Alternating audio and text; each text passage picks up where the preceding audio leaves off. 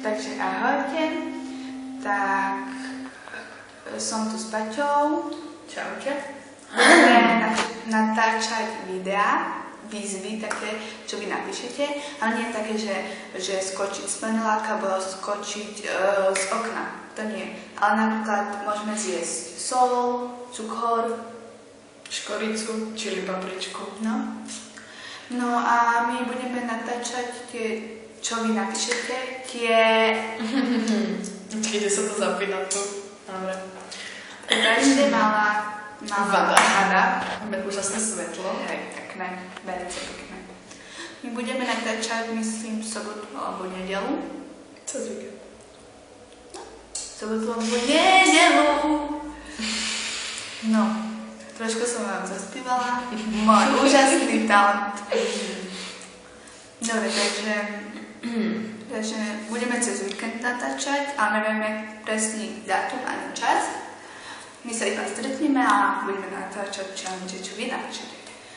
Takže môžete napísať napríklad zjesť škoricu, ako som už hovorila. Hej, alebo sol.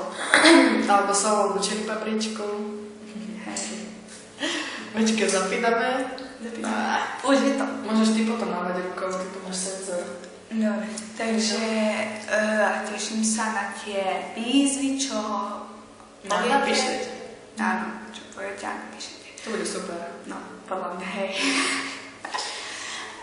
Ja som videla, že sa to zhasne.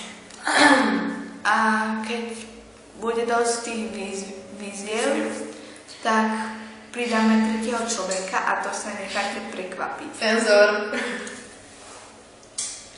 Necháte sa prekvapiť, ktorý bude ten tretí človek. Možno tipnite si, kto to bude. No určite budú vedieť. Budú vedieť. Gogo. Ale Gogo to nebude. Ani Simusa, ani to. Ani Simusi.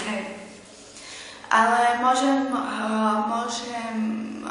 poprosiť jedného kamoša, ktorý tiež natáča a že pôjde tiež akože s nami do toho challenge.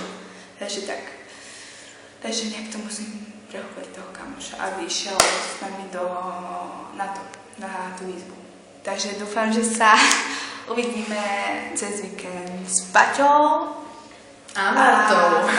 Takže Senzor. Ešte pozdrav od našho super svetla. Bum, bum, bum, bum, bum, bum. A to sme my dve. Čaute.